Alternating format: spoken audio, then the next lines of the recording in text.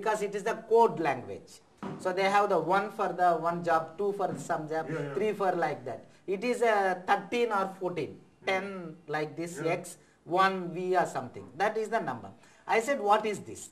Then they said, my brother said, don't ask, no problem, he will get angry. I said, no, I will ask him. Sir, what for my name is enrolled? He said, don't know what for we have enrolled? I said, I don't know. And he said, it is your job. I said, what is my job? He said, for your job only we have written. And he asked my brother to explain to me. And he washed his hand.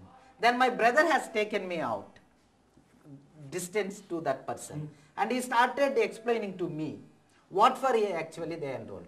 He has not said. He started telling me, if you enroll for this, how easily you will get the job first.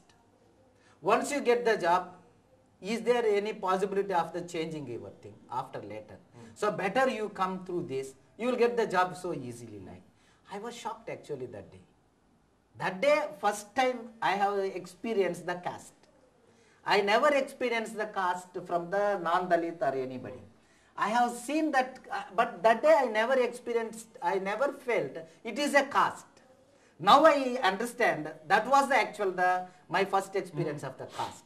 How it is, my own brother who has left his studies to continue my studies, because 5th standard I dropped my studies. Various reasons. We can't go beyond our college, school and all. 4th I completed, 5th I discontinued my studies. My brother came and he stayed with me in the hostel in some place. He used to cook and he used to take me literally, because I don't want to go to school.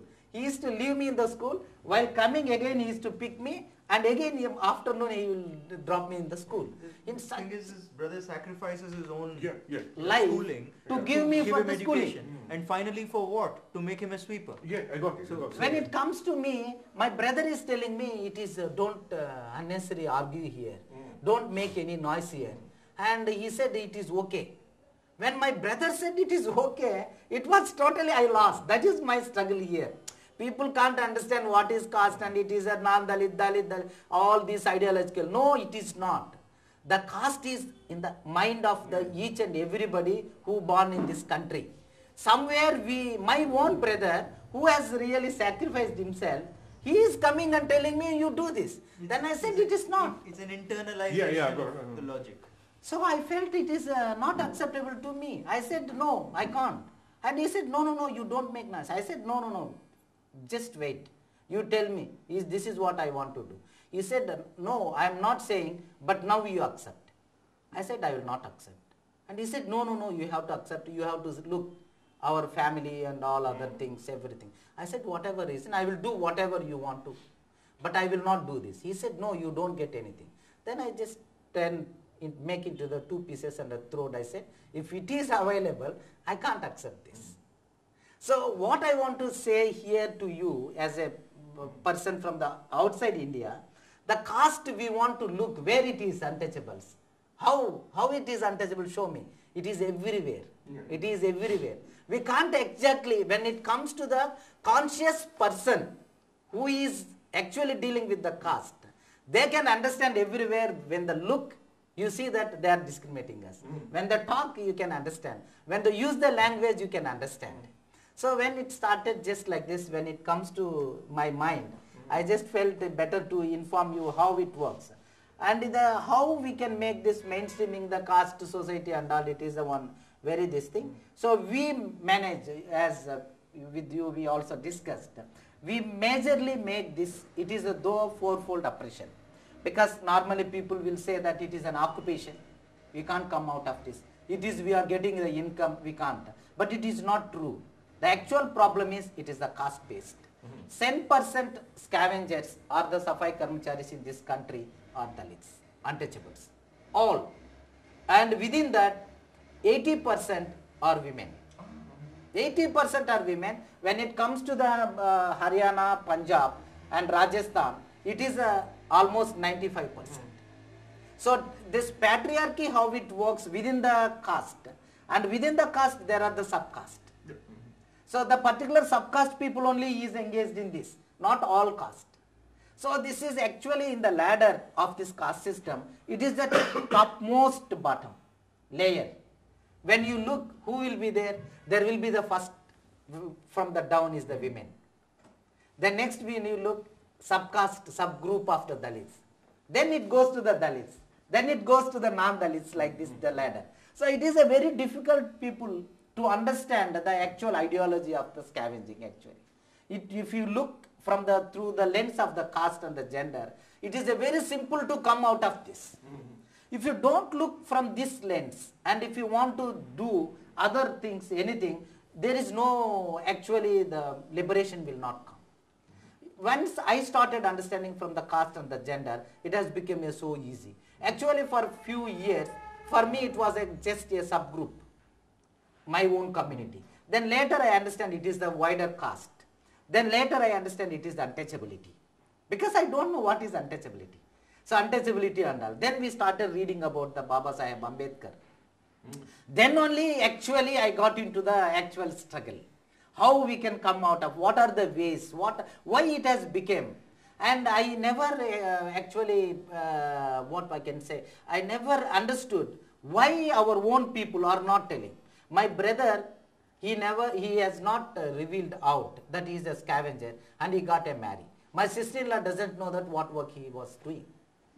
So the community also is maintaining the same internalization of this caste system, and they manifest that in different ways. So it continues like. Then the whole community, when it is so silent, not even telling out, then where is the actual, we can fight against any practice. There we got into more struggle. I found first time when I seen the toilet, and I felt it is so bad. I can't tolerate that. And I have thrown that person out. And you can see that in the India's Thinking there is a book. There the first chapter, Geeta Ramaswamy has written about that incident. She has written that you can read well and it is a better. So I have thrown them out and I asked them to stop. But they said very difficult to stop. Then later it is a very great struggle we have come out of that. It is a very for me, it is my life turning point. So the human being exactly going into the pit and taking the shit and all, and like a playing the child playing with the mud, I felt it is not acceptable for me at all. I felt we have to do something for this. Then there is the time. Then when I went and I told the community, the very progressive people, very educated, they said don't make this more noise. We are doing secretly. So don't make this noise. It was more shock to me. Actually, the main pain is the scavenging, literally seeing my eyes. Then second is when goes and ask our own neighbors. And very progressive people, they said, please keep quiet, don't unnecessary. Then I went to some leaders. They said, we know this is not the new like. When everybody said You're talking about Dalit leaders or? Dalit leaders. I am talking about the community and Dalit leaders, friends, my own family. Give a sense of the time, when did it happen? It happened in 1984, 86, 87, 88. And when does the abolition of manual scavenging? 93 it has come. See, the abolition of manual scavenging act happens only in 93. Yeah. Till 93, that is close to legal even. Close to 50 years after independence, India's independence.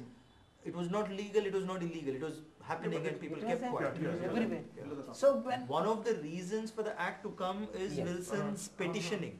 Wilson's letters to the Prime Minister, to the President, Safai and Karamchari Andolan. The reason why the law came is because they took it up.